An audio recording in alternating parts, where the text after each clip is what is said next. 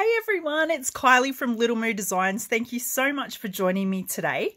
In today's quick video, I'm going to chat to you about how I attach pre-made piping to my fabric to get a really beautiful finish.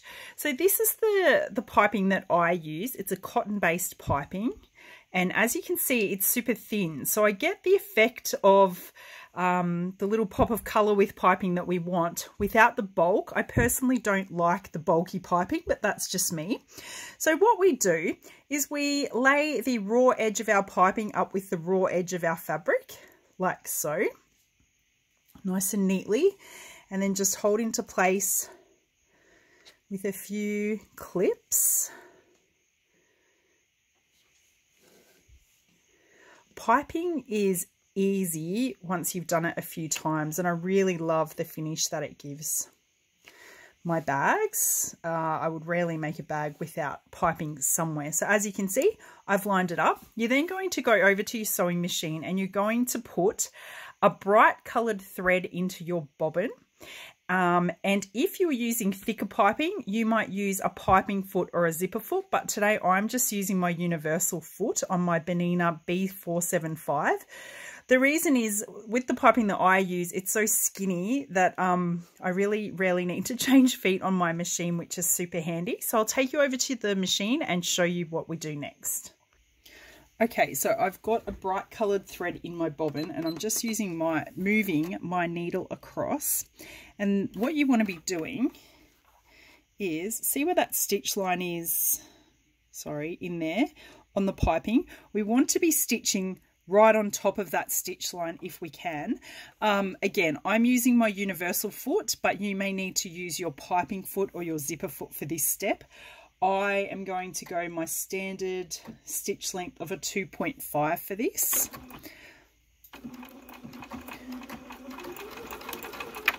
I'm trying to keep this nice and straight.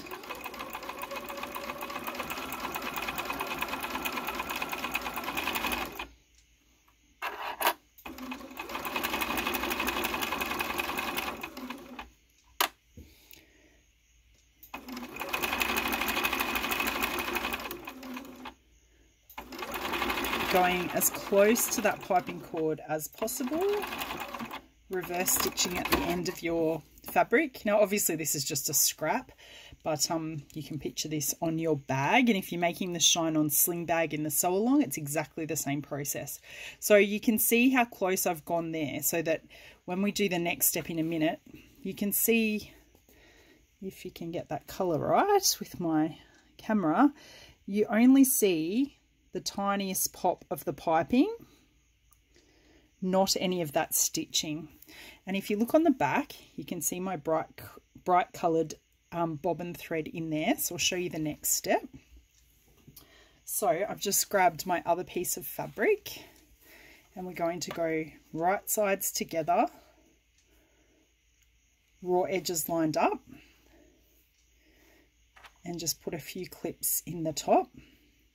Now I'm working, excuse me, from the back of my fabric, and all I'm doing is stitching straight over that bright coloured thread. Now the reason that I recommend a bright coloured thread in your bobbin, particularly if you're learning, is it makes this step really easy. So just go straight over the top of what you've just done, keeping it nice and straight.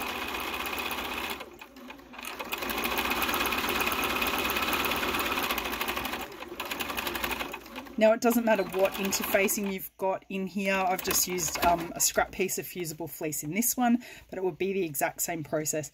So now you're going to open up. So this would be my lining and this would be my exterior. Open right side out, and you can see that you just see that tiny pop of piping there, but I cannot see any of those stitch lines in the piping, my pre-made piping, which is awesome. So then I'm just going to top stitch. Now my top stitch length is different. I'm going to go up to, on my Benina, a 3.5 for this. I'm going to move my needle over because I want it a little bit closer, and off we go. Now I've just finger pressed that nice and flat. You can iron if you prefer, and you're just making sure that you're pulling your lining down flat and I let my foot do the work. It's holding everything down nice and firmly. And voila, we are done. We've added piping to our bag, and we've also top stitched. I hope you found that video helpful and that you try piping, especially on your Shine On Sling Bag if you're joining in the sew along. Piping just adds that little pop of colour that we love so much, and I think it really finishes a bag beautifully. Make sure you subscribe to my YouTube channel because I've got a whole heap of videos coming up on bag making tips and tricks that you might find helpful in your sewing. And just to finish off, here's a little close-up look of another bag I made with pink piping, and as you can see, I cannot see any of that piping stitching. So that's a really beautiful finish just using the method that I've shown you. I can't wait to see you guys trying some piping at home in your bags. Thank you so much for joining me, and I'll catch you again in the next video. Have a great day. Bye.